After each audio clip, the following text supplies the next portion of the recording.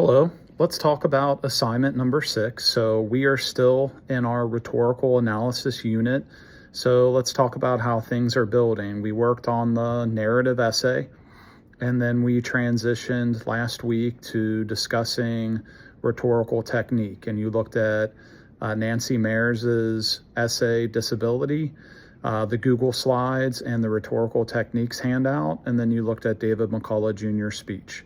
So you're able to give me an idea of how you're understanding rhetorical analysis. You're able to work with Nancy Meyers's article and use my Google Slides to help kind of walk you through, look at the rhetorical techniques handout for the foundational 4, purpose, audience, credibility, logical and emotional appeals, and then the sophisticated and stylish 30, like anaphora, hypophora.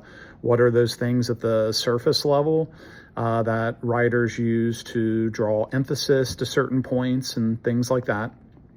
And then apply it to David McCullough's speech, like what's his main argument, considering his various tones, what is his balance of logical and emotional appeals, thinking about audience, how would different members of his audience take his tone and the argument that he makes, the points that he makes.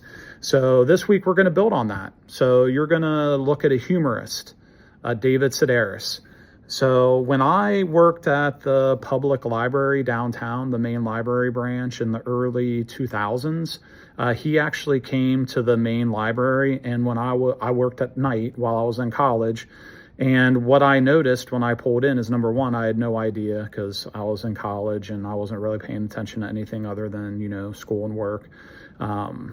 But I didn't really know that he was going to be there, and I really didn't know who he was, honestly. But when I was pulling into Court Street where I would park at night, there was a line around the block like it was a rock concert. And I was thinking, what is going on at the library? And when I walked in for my shift, it was packed. And he was in the atrium giving a, reading from his book. It was just him reading from a copy of his book, Me Talk Pretty One Day, which is one of his most famous books. And he was so engaging and funny that people were just, it sounded so loud and uproarious, the reactions to what he was doing. So he definitely was an entertainer. So I like to use an interview that he does, as well as have you read Us and Them, which is one of his stories, and do the reflect and respond. So, what is the purpose when somebody, when considering author's purpose, you need to consider the author's wish of 3 things, right? To persuade, inform, entertain. Sometimes it is one purpose. Other times it is a combination of 2 or all 3. What that means is, even if I was a politician and I'm giving a political speech at a rally, it benefits me to be funny, right? I might work some entertainment in there because it makes me relatable. It makes my message easier to digest. It creates a rapport with the audience. It's charming.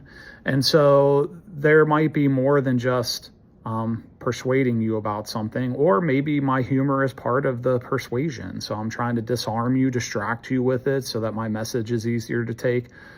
Kind of like with David McCullough Jr., some of the things that he was saying in his speech might have been taken by parents or students offensively, or they might have been taken aback, but his use of humor is kind of like adding some sugar to cough syrup, right? So it's kind of making the message go down a little easier.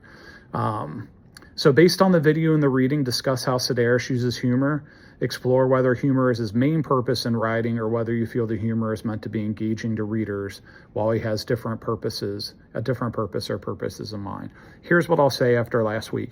Make sure you're explaining yourself with details from the text. So whatever you do, it's good to, number one, hit all parts of the prompt. So make sure you're unpacking the prompt. What are you being asked to do? Because sometimes it's more than one thing. And if you try to summarize everything into an easy answer, it doesn't necessarily hit all the different parts of the prompt. So sometimes it's good to break the prompt down, answer each part, then read it over and look, did I answer it? And did I develop my answer? Did I provide specific information? Did I provide evidence? Did I provide support for what I'm saying? Then below that, you're answering questions 1 to 10 about Pamela Paul's Have Some Sympathy. This is basically using the rhetorical techniques handout, and I give you the example so you don't necessarily have to have the rhetorical techniques handout, but you could go back to the previous module and look at it. But like number 1, I ask you about distinctio, and I give you the definition of what it is, and I ask you to apply it. And then antithesis, parenthesis, rhetorical questions, what's her main argument, what's her audience, assess her credibility. Remember, credibility can be, I'm a doctor talking to you about why you shouldn't smoke. My credibility comes from my medical degree, and my board certification, and my background. Maybe I've been a doctor for 25 years, which sometimes people, fresh out of college or medical school, we have the same background, like degree, but would I be more comfortable talking to somebody with 30 years of experience, 20 years of experience, 10 years of experience, 5 years of experience? And some of that is subjective, but some of that would factor into credibility, right? So not only do I have the knowledge of having gone through medical school, but I also have the experience of having seen a lot of things over the course of my 5 years, 10 years, 15, 20, 25, or, maybe you think about, is a doctor too old to be able to relate to their patients? So there are lots of things that you could take into account in a sophisticated discussion of credibility, but that's education and background. But Pamela Paul, I'll give you a heads up, is not an expert on all subjects. She is, or was, because I don't think she works for the New York Times anymore, but she wrote editorials, and then she was made managing editor of the opinion section, and then eventually left. So she no longer does that. But when she was the editor of the opinion section, she was writing a weekly column. She was not an expert in all the things that she was writing about. So how do you build your credibility when you're not an expert on the topic? You're not just a expert on paper. And you do that by your quoting and referencing of more knowledgeable others. And this is a good step for you to see what you're going to do as you write your argumentative research essay. So I'm not saying I'm an expert either. Can I write well? Yeah. Do I know English? Yeah. Does that mean everything I write is credible because I have degrees in English? No. So how do I, if I was going to write an editorial for the New York Times, which people, just everyday people can, as long as they select it, how would I build my credibility about my topic? I would build it through my referencing of more knowledgeable others, experts in the field, books that have been published, journal articles, studies, things like that, and giving proper attribution to those people.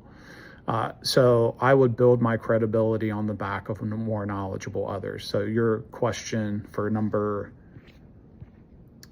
9 is really, does she do that? It's not about whether she's credible on paper, because she technically is not. Is she credible through the references that she makes and the more knowledgeable others? Does she even incorporate more knowledgeable others? And then completing the sentence for number 10 is really giving you an idea of what a good thesis statement would look like for a rhetorical analysis essay.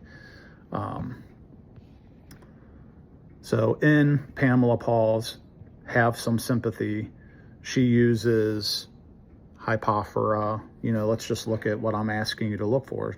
She uses distinctio, antithesis, parenthesis, to, and then you have to pick inform, persuade, entertain. What's the dominant one? Her audience of, so who's her potential audience? You're going to answer that for number 8.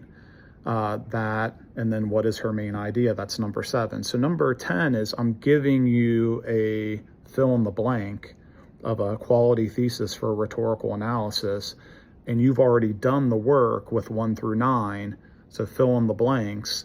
And then you see when we move on to the next, when you're actually going to write your rhetorical analysis, you should have a thesis statement like that. You could even use that format, just plug in the different writer and make it work. So with all that being said, We're building towards the rhetorical analysis essay. This week is another chance for you to build some of those skills, practice some of those skills. Raise your hand if you have any questions or concerns. Reach out to me. It's like raising your hand in class. But also, other than questions 1 to 10, which write and complete sentences, give an example if an example is asked for, write down 3 examples of rhetorical analysis questions that Paul uses. So do that. But really, for the reflect and respond for the Sedaris text and interview, write more. Okay, if you got dinged last week, the whole idea of me making comments is so that you have an opportunity, because I try to get my comments in quick. And so right now it is 9:30 on Saturday, and the assignments were due on Friday, and everything is graded. And I've made comments on everything. So take a look at my comments. Did you lose any points based on development, discussion, support? Did you not explain yourself and your ideas fully? This week, take care of it, make a change, and write more, give more examples, explain yourself more for the reflect and respond for the Sedaris text and interview. All right, so I look forward to seeing your work. And again, raise your hand and reach out through email if you have any questions or concerns.